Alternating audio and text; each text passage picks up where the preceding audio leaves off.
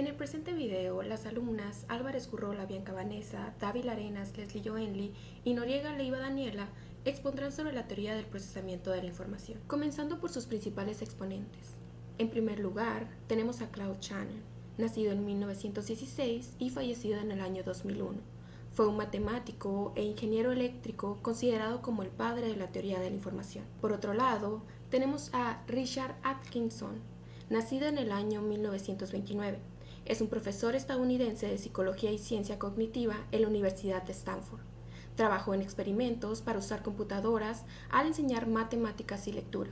Propuso el modelo modal de la memoria con su alumno Richard Schifrin, nacido en el año 1943, el cual es un psicólogo estadounidense, profesor de ciencias cognitivas, y ambos expusieron los componentes de los procesos que controlan las operaciones de la memoria. Esta teoría considera el aprendizaje como la comprensión de la percepción humana, el pensamiento y la memoria. A su vez, la compara a los procesos que lleva a cabo un ordenador.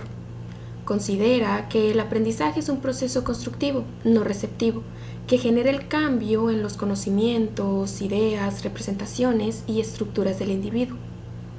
Dice que existe una construcción de significados llevada a cabo por el alumno.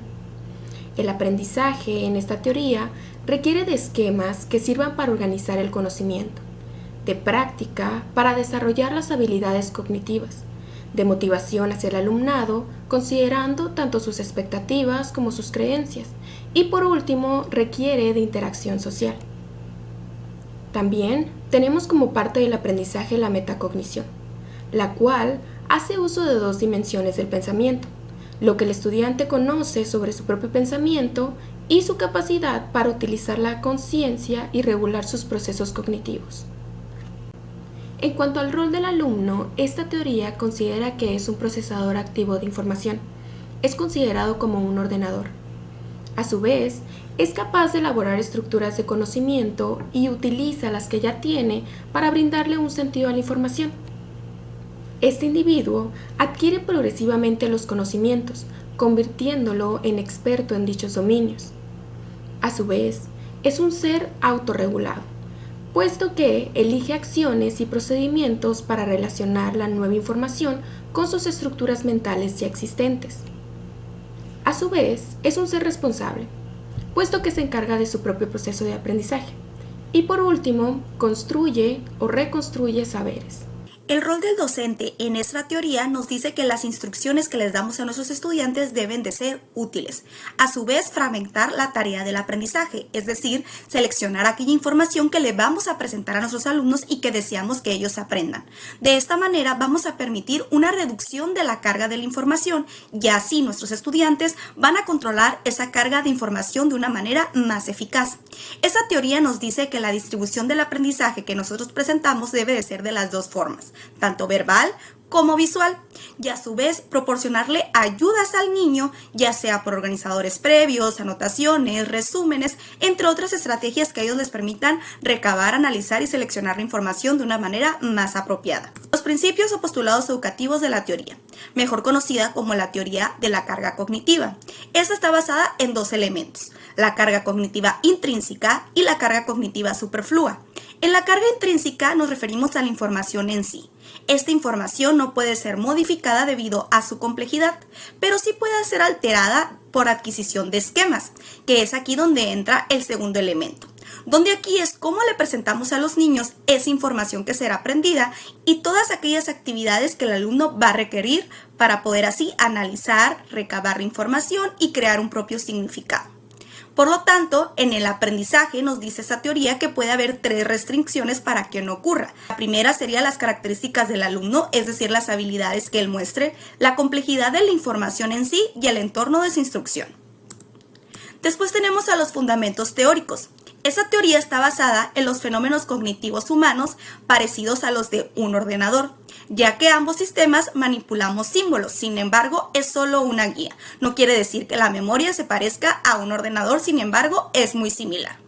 Aquí nos hablan acerca de la memoria operativa, que es el desempeño de la memoria en el aprendizaje, es decir, en la adquisición, en el almacenamiento y en la recuperación de la misma. Aquí hablamos de un modelo modal. Este es referido a los componentes que tiene la memoria para poder desarrollar una tarea en concreta. Estos elementos son la memoria sensorial, la memoria a corto y largo plazo, para así ocurrir un conocimiento metacognitivo. En la memoria sensorial es como percibimos de primera manera la información. Después, esta pasa a corto plazo para darle un significado y si la información es significante, se va a la memoria a largo plazo para esta poder ser requerida más adelante. Por lo tanto, en la memoria a largo plazo tenemos los conocimientos declarativos, procedimentales y condicionales. Por lo tanto, el conocimiento metacognitivo guía el flujo de la información a través de los 3 sistemas anteriores que acabo de mencionar. Por lo tanto, se dice que es un procesamiento de arriba a abajo. Por lo tanto, los 4 supuestos en los que se basa esta teoría son sistemas de memoria separadas, sensorial, corto y largo plazo. La atención es limitada, es decir, que el esfuerzo de la mente es limitada para poder recabar toda esa información. Sin embargo, la podemos ampliar utilizando estrategias de agrupamiento, categorización o elaboración. Esto se denomina ahorro de capacidad. Los procesos cognitivos, por lo tanto, son controlados y automáticos, puesto que usamos esos recursos limitados pero de una forma adecuada. Y por último, el significado se construye, es decir, que se realiza en función de los conocimientos previos que ya se posee con el contexto en el que sucede la acción. La teoría del procesamiento de la información afirma que los fenómenos cognitivos humanos son muy similares a los que llevan a cabo los ordenadores. El modelo modal señala que la información es procesada mediante una serie de sistemas de memoria discretos, de los cuales cada uno de ellos realiza una función determinada. Los componentes de base para el funcionamiento de esta teoría son 3: la memoria sensorial, la memoria a corto plazo y la memoria a largo plazo. En este esquema, la memoria sensorial hace referencia al procesamiento inicial que identifica los estímulos entrantes. La información que ha sido procesada en la memoria sensorial pasa a la memoria a corto plazo. En esta, sufre un procesamiento adicional basado en el significado que el individuo le otorga a un estímulo. Posteriormente, la información que es relevante para el individuo y sus objetivos es almacenada indefinidamente en la memoria a largo plazo. Esta hasta que vuelve a ser requerida por el individuo. Las categorías del procesamiento de la información son 4. La primera de ellas es la atención. Aquí es donde se seleccionan, reciben y asimilan los estímulos de forma selectiva. Posteriormente se da la codificación, que corresponde a una categorización de los estímulos según las estructuras y esquemas personales. Después se da el almacenamiento, donde la nueva información ya codificada pasa a la memoria de largo plazo para que ésta pueda ser recuperada. Por último, está la recuperación, que es cuando la información se necesita, el cerebro trae los datos a la memoria de corto plazo para que ésta pueda ser utilizada. Dentro de las propuestas metodológicas de la perspectiva del procesamiento de la información se dan las siguientes. El primero de ellos es el análisis de tareas, que este corresponde al punto de inicio de las prácticas del procesamiento de la información, donde se pueden concretar los aspectos ambiguos de las teorías para formular hipótesis de gran precisión. También la simulación y el uso de ordenadores, los cuales permiten la construcción de programas informáticos que representan las estructuras mentales de memoria, sus parámetros, limitaciones y procesos que igualan el funcionamiento cognitivo. Los estudios microgenéticos corresponden al diseño de estudios transversales en los que la misma tarea se presenta a diferentes sujetos para investigar el cambio en cada uno de ellos. Por último, los tipos de datos recogidos. Estos corresponden a análisis de patrones de error, la utilización de datos cronométricos y el uso de una alta densidad de datos para analizar el comportamiento y los porcentajes de éxito en las tareas propuestas a cada uno de los sujetos. Dentro de las propuestas se encuentra una base que esta teoría ofrece y se incluye la memoria operativa, que crea una distinción entre los procesos de memoria a corto plazo con un proceso activo de la información.